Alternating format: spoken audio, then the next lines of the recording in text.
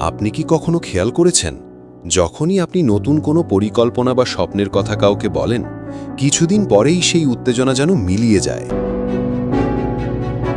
ভাবুন তো, আপনি নতুন কোনো ব্যবসা শুরু করতে যাচ্ছেন, হয়তো কোনো বিশেষ কিছু করার জন্য প্ল্যান করে রেখেছেন, বা শরীরকে ফিট করার জন্য এক বড় প্রতিজ্ঞা করেছেন। কিন্তু শুরুর সেই আগ্রহ, সেই আবেগ আপনি বন্ধু বান্ধব, আত্মীয় স্বজন সবার সাথে ভাগ করে নিলেন। তারা আপনার পরিকল্পনা, আপনার ইচ্ছা, আপনার মনোভাব সবই জেনে ফেলল। আপনার পথ তারা আগেই আন্দাজ করে নিল। তাই একটা কথা মনে রাখবেন, যত বেশি মানুষ আপনার পরিকল্পনা জানবে, ততই আপনার মনোযোগ কমতে থাকবে, ততই এগিয়ে যাওয়ার ইচ্ছা হারাতে থাকবেন। আর এইভাবেই অনেক স্বপ্ন থেমে যায় শুরু হওয়ার আগেই। অন্যদিকে কিছু মানুষকে দেখবেন যারা চুপচাপ নীরবে কাজ করে যায়। তাদের পরিকল্পনা, তাদের প্রস্তুতি, তাদের সংগ্রাম কেউ জানে না। তারপর একদিন তারা এমন এক সাফল্য নিয়ে হাজির হয় যা সবাইকে অবাক করে দেয়। তখন মানুষ তাদের নিয়ে আলোচনা শুরু করে আর অবাক হয়ে যায়, কিভাবে সে এত বড় কিছু করল। চাইলে আপনিও ঠিক একইভাবে সবাইকে অবাক করতে পারেন। শুধু দরকার আপনার মনোবল, আপনার ইচ্ছা শক্তি আর আপনার ধৈর্য। আজ আমি আপনাকে জানাবো কেন আপনার পরিকল্পনা গোপন রাখা জরুরি, কিভাবে নীরবে কাজ করে নিজেকে জয় করবেন, আর কিভাবে জীবনের নিয়ন্ত্রণ নিজের হাতে রাখতে পারবেন।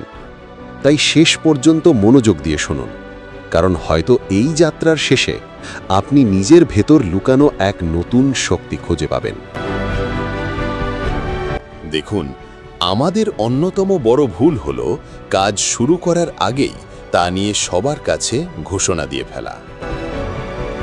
আমরা এতটাই উচ্ছ্বসিত হয়ে যাই যে স্বপ্ন, লক্ষ্য, পরিকল্পনা সব সবার সাথে শেয়ার করি। কখনো কখনো না ভেবেচিন্তেই অন্যদের বলে দিই। তারপর শুরু হয় নানা মন্তব্য। আরে এটা সম্ভব না, এটা খুব কঠিন, তুমি পারবে না। এই কথাগুলো বিষের মতো আপনার মনোবল নষ্ট করে দেয়। মনে রাখবেন, এই পৃথিবীতে সবাই আপন নয়। কিছু মানুষ শুধু আপনার ব্যর্থতা দেখতে চায়।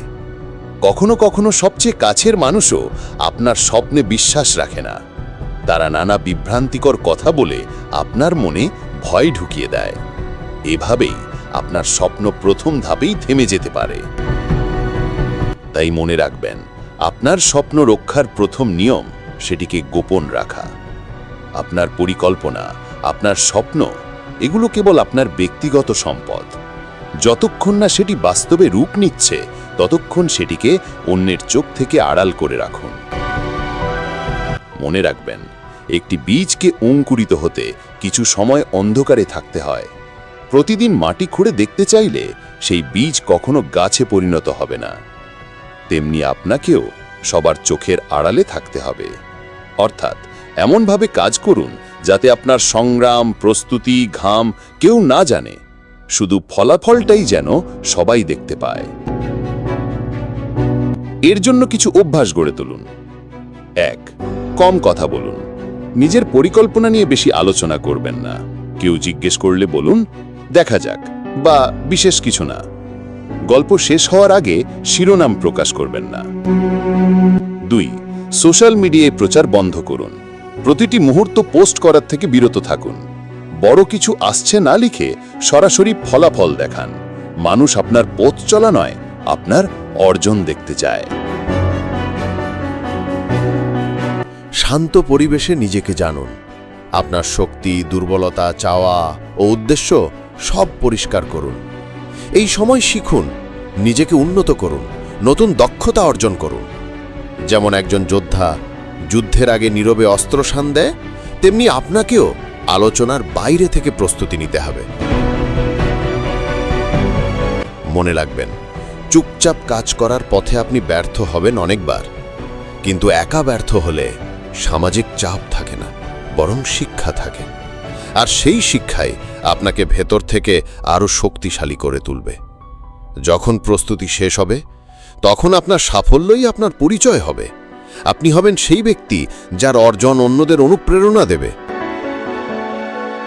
আপনি কি জানেন, এডিসন যখন বৈদ্যুতিক বাতি আবিষ্কার করলেন তখন তিনি হাজারবার ব্যর্থ হয়েছিলেন, কিন্তু মানুষ সেই ব্যর্থতার কথা মনে রাখে না। মানুষ মনে রাখে শুধু সেই একবারের সাফল্য। মানুষ আপনার ঘাম, কষ্ট, পরিশ্রম কিছুই মনে রাখবে না, শুধু ফলাফল মনে রাখবে। তাই একাকিত্বে ভয় পাবেন না। এই সময় আপনি নিজের ভেতরের আসল শক্তিকে খুঁজে পাবেন।